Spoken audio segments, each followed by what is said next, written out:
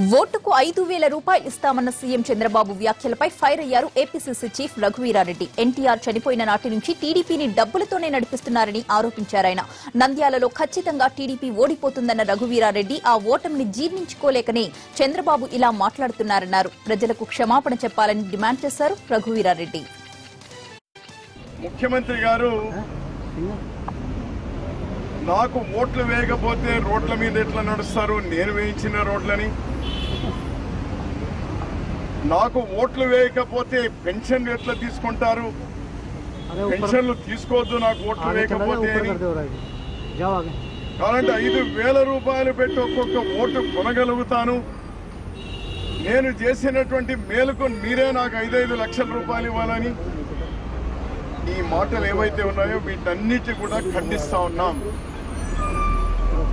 ఇంత అప్రజాస్వామికంగా ఒక ముఖ్యమంత్రి ప్రవర్తించడం అనేటువంటిది పాతకాలంలో రాయలసీమలో ఫ్యాక్షనిస్టులను మించినటువంటి మాటలు మాట్లాడుతూ ఉన్నారు. రాయలసీమలో ఫ్యాక్షనిజం పూర్తిగా అంతరించిపోయింది.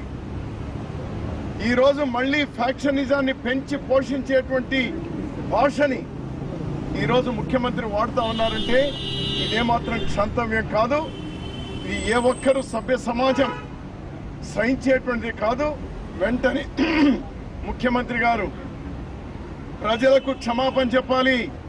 ఏం పెన్షన్ ఎవరిది, ఏమి మీ నాయన ఖర్జూరం నాయుడు గారిది ఇస్తా ఉన్నారా, లేకపోతే రోడ్లు ఏమైనా మీరు ఇంతవరకు మీరు మీ కొడుకు దోచుకున్న సొమ్ములు ఏమైనా రోడ్లు వేస్తా ఉన్నారా మీరు, లేక 5,000 రూపాయలు నోటుకి ఇస్తామంటా ఉన్నారు. మీరు గతంలో కూడా ఇచ్చినారు, మీ బతుకే అది.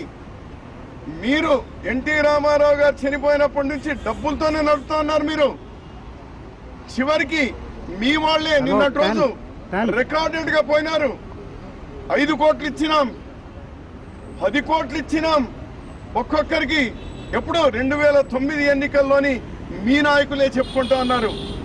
మీరంతా కూడా the most corrupted politician in the country ఎవరు అంటే నారా చంద్రబాబు నాయుడు గారు అని తెలుస్తోంది.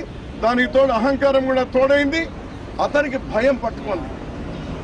నంద్యాలలో 100కి 200% ఓడిపోతున్నాడు. అతను తప్పకుండా ఓడిపోతాడు.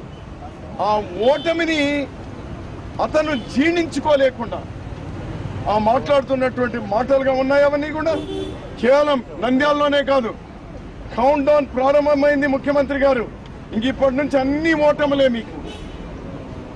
ఈ 2 ఏళ్ల తర్వాత మీరు రాజకీయాల్లో కూడా ఉండలేరు.